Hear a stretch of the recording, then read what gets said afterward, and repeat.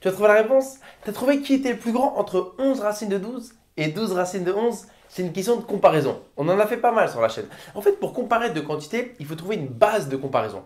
Si on a des fractions, par exemple, eh ben, souvent on les met au même dénominateur. C'est une base de comparaison.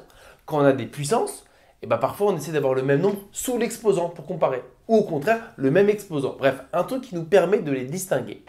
Et ici, en fait, on va faire un truc que j'aime bien, qui n'est pas forcément naturel avec les racines, c'est on va faire entrer le nombre sous la racine. Tu vois, ça va faire pas mal. Mais juste avant, je veux que tu vous prennes un truc. Si je t'avais mis juste racine de 7 et racine de 5, qui est le plus grand entre les deux? Bah, tu me dis, c'est évident, c'est racine de 7. Et je te dis, bien joué. Ça, il y en aura besoin. En fait, l'explication, c'est parce que la fonction racine est croissante. Comme 7 est plus grand que 5 et qu'on met la fonction racine, eh ben ça ne change pas. Racine de 7 reste plus grand que racine de 5. Mais ça, on l'avait tous instinctivement. C'est ce qu'on va utiliser ici. Ça, plus un autre élément, en fait, si je te dis 3, et ensuite je te dis 3, fais-le entrer sous une racine. Dis-moi, 3, c'est racine de combien? Tu vois, voilà ce que j'appelle faire entrer un nombre sous la racine. 3, c'est racine de combien? 9. Tu vois, en fait, il suffit de le mettre au carré. C'est le principe. Hein, tu vois. Racine, ça fait disparaître le carré. Donc, si tu veux le remettre sous la racine, bah, tu le mets au carré. Ok? 3, c'est racine de 9. Est-ce que tu vois comment je vais m'y prendre maintenant?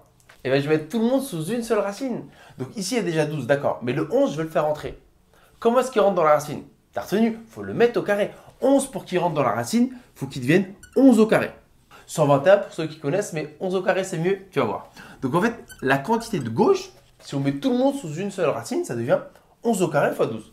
11, tac. Il est rentré dans la racine carrée. Et donc, même principe ici. 12 pour qu'il rentre dans la racine, il va devenir 12 au carré. Donc la quantité de droite devient 12 au carré fois 11. Alors qui est le plus grand? C'est évident maintenant. Maintenant, c'est ce que j'appelle le jeu des différences. Tout le monde a plein d'éléments pareils, il faut regarder ce qui change. Et donc comme ça, tu pourras conclure. Tout le monde a une racine. Yes. Tout le monde a 11. Ah, même lui, il en a 2 des 11. Il a 11 fois 11. Et aussi, il y a du 12. Donc qu'est-ce qui change? Allez, j'ai même mis un peu de couleur pour que ce soit visible. Ici, il y a 11 fois 11 fois 12.